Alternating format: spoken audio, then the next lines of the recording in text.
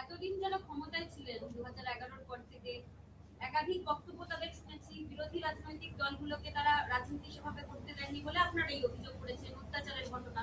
সেই তৃণমূল কংগ্রেস 4 তারিখের পর থেকে পথের রাজনীতিতে বা আন্দোলনে নেই কেন? আপনাদের কি মনে হয় তারা কি হঠাৎ করে উবে গেলেন কর্পূরের মতো? না, উবে যাবে কি করে? এত বৈভব, এত খাওন দাওন, এত হেলিকপ্টার, এত প্লেন, এত রাজমহল, এত বাহিনী, এত বন্দুক, এত পিস্তল, এত বোমা, এত বারুদ, সব কি একদিন উবে যায়? আপনার প্রশ্নের রেস ধরেই বলতে পারি, হ্যাঁ, এটা বলা যায়। পথিক, তুমি কি পথ হারাইয়াছ? আর এই জন্য আমরা বামপন্থীরা বলি, পথে এবার নামো সাথী, পথেই হবে পথ চেনা। কিন্তু দক্ষিণপন্থীরা পথে নামার রাজনীতির বিরোধী। শুধুমাত্র মুখ্যমন্ত্রী এবং টলিউডের নায়ক নায়িকা গায়ক গায়িকা থাকলে তখন আপনারা এরকম ফ্যাশন প্যারেড দেখেছেন, রিপোর্টও করেছেন খুব উৎসাহ নিয়ে। কিন্তু এখন যা হয়, অনেকেই আবার দেখলেন রাতারাতি এইসব কাজকর্মের সূত্রেই, সবাই তো আর মেরুদণ্ড সোজা করে থাকতে পারে না, এপাং ওপাং ঝপাং করে।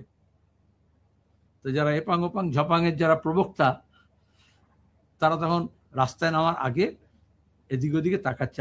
তাদেরকে কারোর অভ্যাস হয়ে যায় যে অনেক লাও লস্কর মস্তান পুলিশ সিভিক হাজার হাজার লোক নিয়ে, তো আপনারা যদি দেখতেন যে লোক নামছে, তখন তো বেশিরভাগটা পুলিশ থাকতো। সেই পুলিশ তো এখন এই মুখ্যমন্ত্রী নামলে তাদের সঙ্গে থাকবে, পোশাকে থাকুক আর সাদা পোশাকে থাকুক, তখন তো আর পিসি ভাইপো নামলে থাকবে না। আমার মনে হয় তারা পুরনো অভ্যাস ছেড়ে নতুন অভ্যাসে আসবেন। আর যদি না আসেন, মানুষ পথে নামবে। তাদেরকে পথও চিনে নিতে হবে, তাদেরকে কোন পথের প্রতীক হবেন সেটাও যেমন বেছে নিতে হবে, এবং কার পাশে থাকবেন হাঁটবেন সেটাও ঠিক করে নিতে হবে।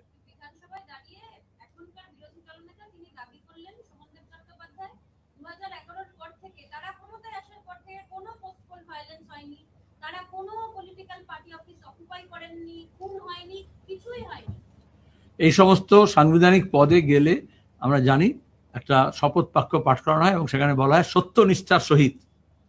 তো তিনি যদি তৃণমূলের নেতা যদি হন, তাহলে তিনি মিথ্যার সহিত তার দায়িত্ব পালন করবেন, সেই শপথ নিয়েছেন, এটা দিয়ে সেটা বোঝা যাচ্ছে। রাজ্যের এবং কেন্দ্রের শিক্ষা বিভাগের মধ্যে আনুষ্ঠানিকভাবে মৌসুমী হলো, রাজ্যের শিক্ষানীতি জাতীয় শিক্ষানীতি বলবৎ হলো, কি বলবেন?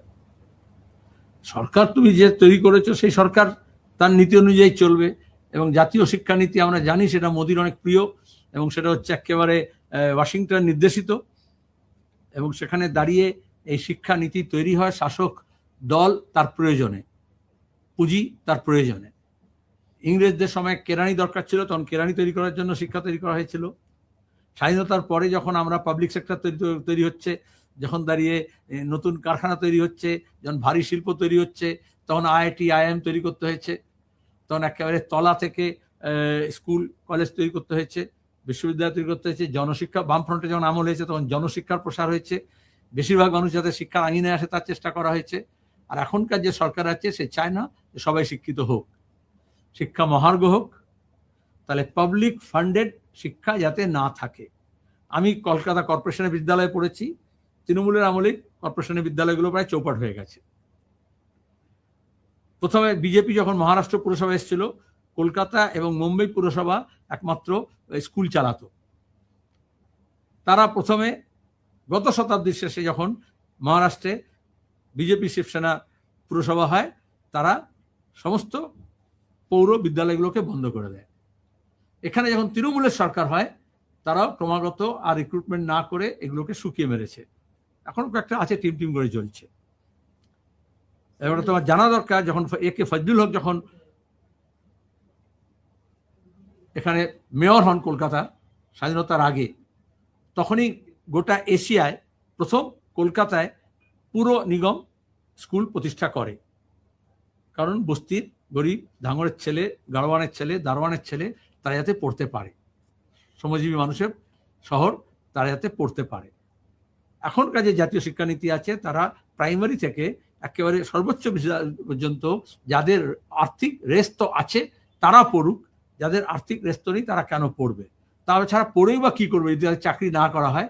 তাদেরকে সেই এটাকে বলে হিউম্যান রিসোর্স ডেভেলপমেন্ট প্ল্যান, সুতরাং আমাদের এই সরকারের, রাজ্যের বা কেন্দ্রের উভয়ই হচ্ছে যে আমাদের যে কটা হিউম্যান রিসোর্স লাগবে তাদেরকেই আমরা শিক্ষিত করব, বা তারা শিক্ষিত হয়ে যাবে অস্ট্রেলিয়া, কানাডা, বা তারা সেখানে যে দোকান খুলবে সেই দোকানে ডিগ্রি পাবে।